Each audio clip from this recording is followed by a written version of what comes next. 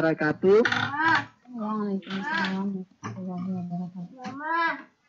Alhamdulillah, sekali bagi Allah karena pada siang hari ini kita masih sempat dipertemukan secara online dalam video konferensi Guru Mengajar untuk Nusantara.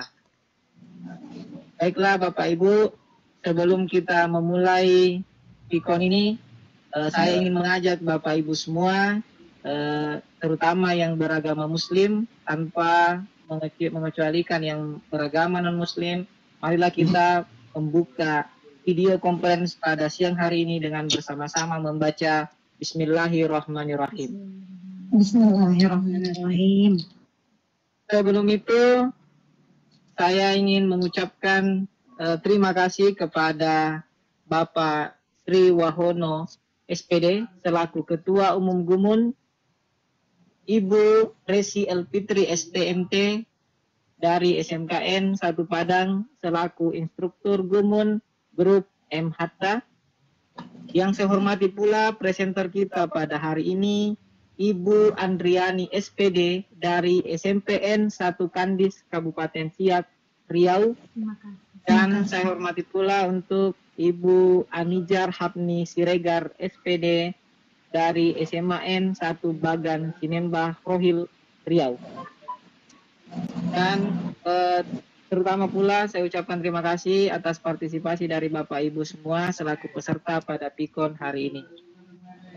Alhamdulillah kita kembali bertemu pada Pikon siang hari ini. Saya ucapkan saya selaku host atas nama Arti SPDGR dari SMKN 8 Pintrang, Sulawesi Selatan, mengucapkan banyak terima kasih kepada Bapak Ibu yang telah bergabung pada Pikon kita hari ini. Selanjutnya saya akan memberikan hak kepada moderator untuk memandu jalannya Pikon kita pada hari ini. Baiklah, untuk mengefisienkan waktu, kepada Ibu Anijar Hapni Siregar SPD selaku moderator, saya persilakan. Baik, terima kasih Pak Ardi. Saya ucapkan ada kesalahan nama karena memang kami presenter dengan presenter, moderator dan juga hostnya sama-sama A ya. Kita singkat saja A3 begitu. Andriani, Anijar, dan Pak Ardi begitu. Jadi langsung saja. Assalamualaikum warahmatullahi wabarakatuh. Waalaikumsalam. Alhamdulillahirabbil alamin wa wassalamu ala asrofil anbiya'i wal mursalin alihi washabihi. Pertama-tama marilah kita panjatkan puji syukur kepada Allah Ta'ala atas rahmat berupa kesehatan dan kesempatan sehingga kita bisa bergabung dalam room Pikon Dikdar Gumun Guru Mengajar Nusantara ini. Pada hari ini saya Anijar Hapni Siregar selaku moderator akan memandu kegiatan Pikon ini. Adapun materi yang akan dibahas pada kali ini yaitu sistem pencernaan manusia dengan presenter yaitu Ibu Andriani SPD. Sebelum memulai Pikon, saya akan membacakan CV Ibu Andriani terlebih dahulu. Adapun itu Ibu Andriani SPD lahir di Bengkalis pada 7 Juni tahun 1976. Alamat lengkap yaitu Kelurahan Telaga Samsam, Kecamatan Kandis. Nomor 812 6885 7 Pak. Untuk email andriani086@gmail.com. Adapun pendidikan terakhir Ibu Andriani yakni S1 FKIP Biologi lulusan tahun 1999 dari Universitas Riau. Pengalaman kerja Ibu Andriani telah bekerja di SMP Negeri 1 Kandis dari tahun 2000 sampai sekarang. Adapun jabatan Ibu Andriani yaitu sebagai guru IPA di SMP Negeri 1 Kandis. Sebelum memulai Pikon, saya akan membacakan aturan Pikon terlebih dahulu, yaitu untuk peserta dan Nah, untuk peserta yang hadir pada kali ini, mohon untuk tidak mengaktifkan mic. Dan juga setelah pemaparan materi nanti, kita akan buka sesi tanya jawab. Selanjutnya, yaitu pemaparan materi oleh presenter kita, yakni Ibu Andriani SPD. Waktu dan tempat kami persilahkan. Assalamualaikum warahmatullahi wabarakatuh. Alhamdulillahirrahmanirrahim. Salatu wassalamu ala asyrofil anbiya'i wal mursalin wa alihi washabihi ajma'in. Terima kasih kepada moderator, yaitu Bu dan Pak Abdi yang telah membantu saya untuk presentasi pada hari ini. Presentasi saya pada hari ini itu tentang aplikasi SAC pada materi sistem pencernaan pada tampilan untuk materi SAC ini saya awali dengan pendahuluan Assalamualaikum dan sedikit musik, mungkin agak sedikit mengganggu. Untuk SAC-nya saya mulai dari home, yaitu pada materi IPA SMP kelas 8 semester ganjil. Untuk materi awal itu saya awali dengan fungsi makanan bagi tubuh manusia. Fungsi makanannya antara lain 1 sebagai sumber energi, 2 bahan pembangun tubuh, 3 pelindung dan pengatur tubuh. Berikutnya, pada sistem pencernaan ada alat pencernaan yang dapat kita bedakan menjadi saluran pencernaan dan kelenjar pencernaan. Saluran pencernaan berupa mulut, kerongkongan, lambung, usus halus, usus dan anus. Alat yang menghasilkan letak berupa ludah, kelenjar lambung, hati, dan pankreas. Untuk pencernaan yang di dalam mulut kita itu menggunakan gigi dan terjadi dengan menggunakan enzim tialin. Enzim ini dihasilkan oleh 3 pasang kelenjar ludah. Enzim ini berkembang menjadi mata. Dan dengan alat pencernaan yaitu gigi.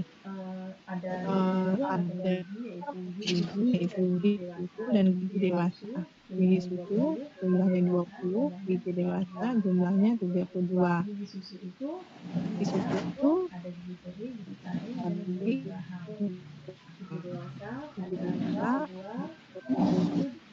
sama tadi dengan gigi taring dan geraham, hanya saja dia ada tambahan yaitu geraham belakang. Untuk lidah ada 5 daerah pengikat asam, manis, siswa dapat melihat ada saji yang ada di layar. Berikutnya makanan akan masuk ke kerongkongan. Pada kerongkongan terdapat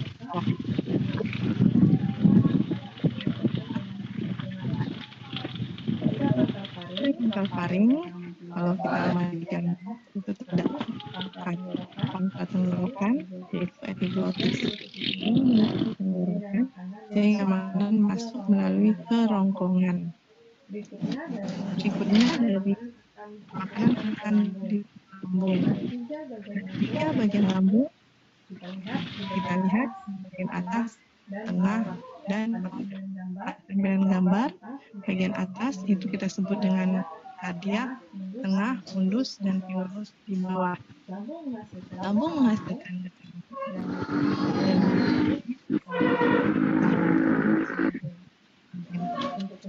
untuk fungsinya mendukung membunuh kuman penyakit, pepsin mengubah protein dan enzim untuk mengumpulkan protein putih. Berikutnya lambung sama Panjang usus halus halus dengan 3 bagian. Duodenum, jejunum, dan minum dan berikutnya kecenderungan ada jadi usus pada besar, usus halus, di mana hak memperhatikan enzim berupa dialisin, tripsin, kemudian dialirkan ke usus untuk membantu proses pencernaan. Ada usus dari sana ada dua saluran dari kantong empedu dan pankreas, seperti gambar yang sudah ada sebelumnya. Berikutnya, Enzim yang dihasilkannya akan bekerja untuk untuk mengubah mengubah protein protein menjadi penuh pada tripsin dan mengubah menjadi gula, jadi gula dan dikasih mengubah lemak jadi asam lemak dan gliserol. dari usus bias bakal Dari akan ke usus besar, kemudian usus besar tidak kendarat dan turun, di mana terjadi reabsorpsi, pembusukan, pengeluaran, dan deteksi. Nah, kalau kita perhatikan tampilan dari alat itu mulai dari mulai terus itu ada pada ada di berikutnya untuk macam-macam bagian pencernaan. Di sana ada rangkuman dalam bentuk tabel. Tabel itu akan kita lihat tempat terjadi pencernaan, enzim yang dihasilkan, lalu dihasilkan di mana, dan fungsinya apa. Jadi mungkin akan bisa dilihat oleh siswa dengan detail pada tampilan tabel ini. Berikutnya, untuk gangguan dan penyakit pada di sana ditampilkan 5 macam gangguan dan penyakit pada sistem pencernaan. Ada parotitis, perostomia, buka lambung, apendisitis, diare, konstipasi, atau sembelit. Itulah beberapa dari gangguan pada sistem pencernaan. Nah, SAC aplikasi ini saya tutup dengan evaluasi sebanyak 5 buah. Ini ada pertanyaan, kedua, kemudian ketiga, dan 5. Jadi ada ini dengan sedikit tambahan musik. Nah, mudah-mudahan ini bermanfaat. Waktu dan tempat saya kembalikan pada moderator. Bu Anijar, silakan. Baik, terima kasih kepada Bu Andriani selaku presenter. Itulah tadi materi tentang sistem pencernaan manusia yang telah dijelaskan dan cukup jelas ya. Selanjutnya kita buka sesi tanya jawab. Untuk peserta dipersilahkan bertanya, boleh dari chat ataupun bertanya secara langsung. Baik, waktu dipersilahkan.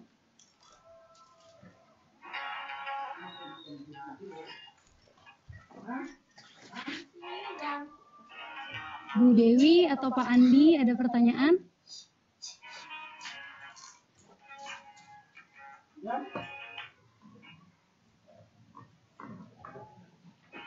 Mohon izin Bu. Iya Pak. Apakah saya boleh bertanya juga? Boleh untuk Pak Ardi. Terima Bu, sangat tertarik dengan ya. Aku kan biasanya mengenal yang namanya penyakit usus buntu. Ya kan itu sampai sekarang ini saya kadang nggak tahu itu arti dan usus buntu itu gimana sih Bu? Siapa tahu bisa dijelaskan Bu seperti apa. Terima kasih Bu. Sama-sama Pak. Wah, pertanyaan yang bagus ya. Memang usus buntu ini adalah penyakit yang merakyat ya. Kita tidak tahu spesifiknya bagaimana, begitu ya Pak Ardi. Tapi pasti dikatakan usus buntu seperti itu. Nah, untuk lebih jelasnya, akan kita berikan kepada presenter untuk menjawab secara langsung. Kepada Ibu Andriani, dipersilahkan. Oke. Saya akan menjawab pertanyaan dari Pak Ardi. Tadi sudah disebutkan ada beberapa macam penyakit pada pencernaan.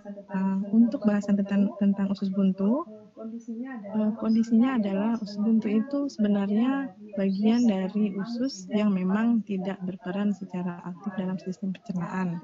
Ya, yang berperan secara aktif itu adalah usus 12 seri dan usus besar. Kemudian ada lagi yang kita sebut dengan usus halus. Nah, usus buntu itu suatu kondisi di mana ada bagian dari usus yang kemudian ada tambahan atau appendix. Dan ketika beberapa dari jenis bahan makanan tersebut kemudian ada yang masuk dan tertinggal pada bagian tersebut, kemudian dengan pola makan atau pola hidup yang tidak sehat, bagian tadi ini tidak tercerna dengan baik, tidak mengalami proses pembusukan dengan baik. Terakhir, bagian ini dia akan membusuk dan itu yang akan meradang. Nah, jadi sebenarnya pola hidup yang baik itu adalah ketika kita mengkonsumsi makanan yang cukup dan minum yang cukup. Jadi itu akan membantu proses pencernaan dan tidak ada bagian yang akan menumpuk, dia akan larut terbawa oleh air. Nah, pada posisi tambahan tadi, appendix tadi, ini dia menumpuk dan di sana akan menyebabkan pembusukan. Akhirnya peradangan, dan inilah yang disebut dengan usus buntu. Mungkin ini akan sedikit membantu Pak Ardi untuk memahami tentang usus buntu. Bagaimana Pak Ardi? Saya kembalikan kepada moderator. Baik, Ibu Andriani. Kepada Pak Ardi, bagaimana? Apakah ada yang ingin ditanyakan lagi atau kurang paham dengan penjelasan Bu Andriani? Terima kasih Bu, terima kasih atas jawabannya. Minimal itu yang biasa menjadi pertanyaan kita, karena kan katanya usus buntu itu yang jadi buntu, maksudnya bagaimana. Tapi tadi sudah alhamdulillah sudah dapat pencerahan, jadi mungkin saya cukup dari saya. Terima kasih Bu atas jawabannya. Terima kasih. Sama-sama Pak Ardi. Bapak Ibu yang lain masih ada pertanyaan, dipersilahkan. Untuk bertanya boleh secara langsung ataupun via chat ya Bapak Ibu.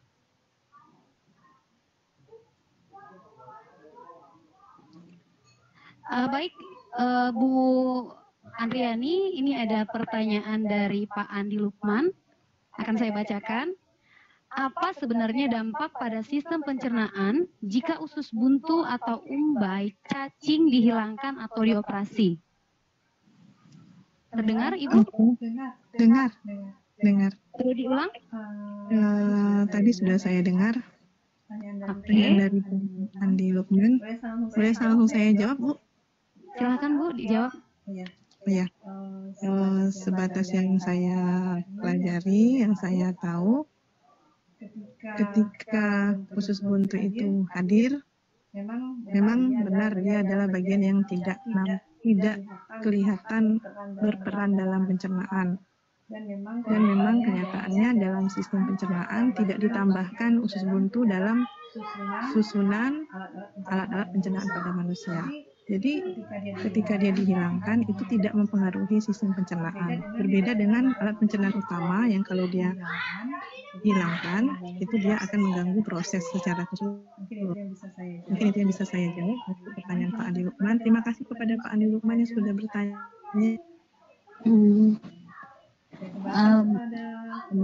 Ada Bu Nija. Baik Bu Andriani, untuk Pak Andi Lukman ada yang masih kurang dipahami untuk pertanyaan pertama. Jadi Bu Andriani, untuk Pak Lukman ini, Pak Lukman memberikan 2 pertanyaan. Untuk pertanyaan pertama saya konfirmasi dahulu terhadap Pak Andi Lukman, apa sudah dipahami tentang pertanyaan pertama? Sudah banyak penjelasannya. Baik Pak Andi Lukman, masih ada pertanyaan kedua ya Pak? Baik, saya lanjutkan. Iya Bu, ada yang pertanyaan kedua Bu, monggo. Baik Pak, untuk pertanyaan kedua, apa sebenarnya manfaat umbai cacing atau usus buntu pada pencernaan? Begitu Bu Andriani. Silakan untuk diberikan penjelasan. Mungkin diulangi. Baik, saya ulangi. Mungkin Apa diulangi. sebenarnya? Baik, Ibu terdengar suara saya? Ulangi lagi. Ulangi lagi. Baik, Bu. Apa sebenarnya manfaat umbai cacing atau usus buntu pada sistem pencernaan? Oke. Oke. Saya akan menjawab pertanyaannya. Terima kasih Bu Anijar.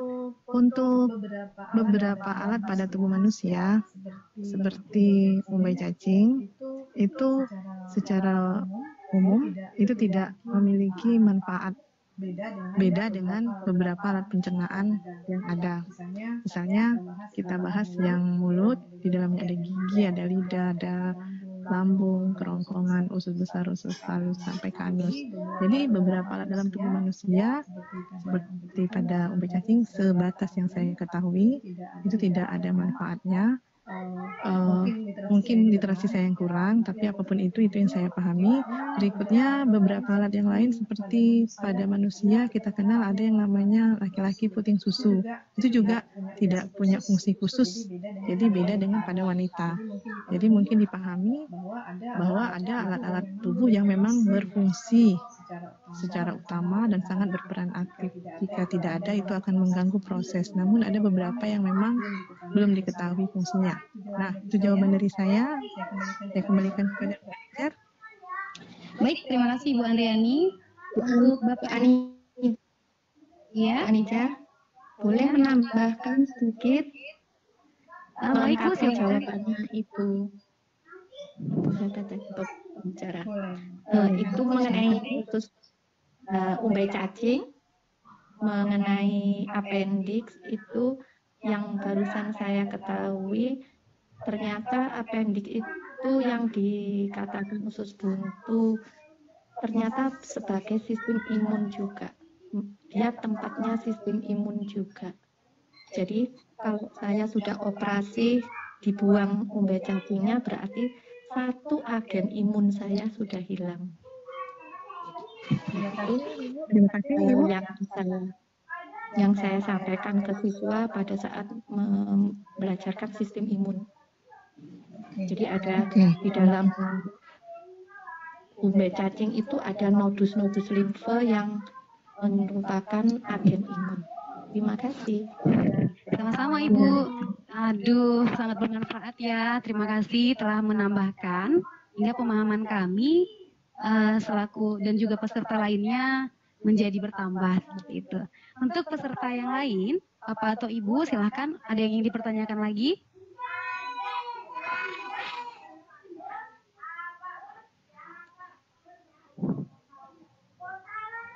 Baik Bapak Ibu, saya tanya lagi, apakah ada yang ingin bertanya lagi? Untuk bertanya Cukup, boleh Ibu. dari cukup? Baik, kita cukupkan ya. Berhubung tidak ada pertanyaan, maka saya kembalikan kepada presenter untuk menyampaikan closing statement-nya atau kata penutup maupun kesimpulannya. Untuk presenter Ibu Andriani SPD, saya persilahkan. Ya, Assalamualaikum. Terima kasih kepada Bu Anijar selaku moderator, dan terima kasih saya sampaikan secara pribadi kepada Bu Resi dan teman-teman yang telah menghadiri forum Digdar FCC pada hari ini. Untuk closing pada hari ini, alhamdulillah saya telah menyelesaikan satu tema presentasi dengan aplikasi SAC. Apapun itu sebenarnya ini adalah tahap awal saya belajar dari menggunakan SAC untuk pembelajaran.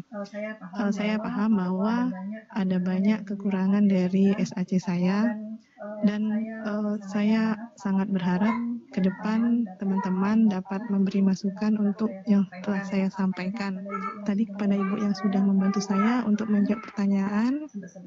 Sebesar-besarnya terima kasih saya sampaikan.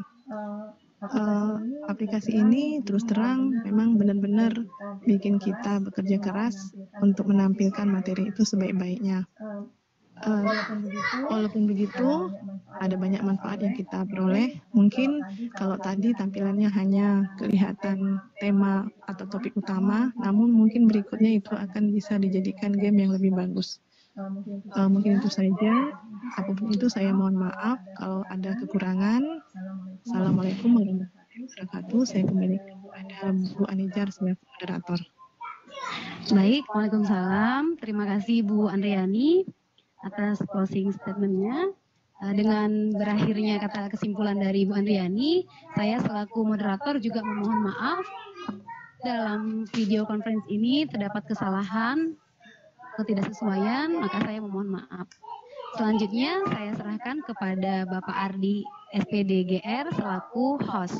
Kepada Pak Ardi, dipersilahkan. Ya, terima kasih kepada Ibu Moderator, Ibu Anijar Hapni Siregar SPD. Dan saya ucapkan banyak-banyak terima kasih juga kepada presenter kita hari ini, Ibu Andriani SPD. Sangat bermanfaat sekali Bu, apa yang disampaikan pada siang menjelang sore hari ini tentang pemaparan, terutama tadi dari pertanyaan saya tentang usus buntu. Oke, Bapak Ibu semua yang telah hadir di room meeting ini, selaku host, selaku tuan rumah, saya ucapkan banyak-banyak terima kasih kepada Bapak Ibu yang telah bergabung. Dan marilah kita menutup pikon kita pada hari ini dengan bersama-sama membaca Alhamdulillahirrabbilalamin. Sekali lagi saya ucapkan banyak terima kasih kepada presenter, kepada moderator, dan terkhusus kepada Bapak Ibu peserta semuanya. Dan sampai jumpa pada pikon berikutnya. Sekian dari saya. Assalamualaikum warahmatullahi wabarakatuh. Waalaikumsalam warahmatullahi wabarakatuh.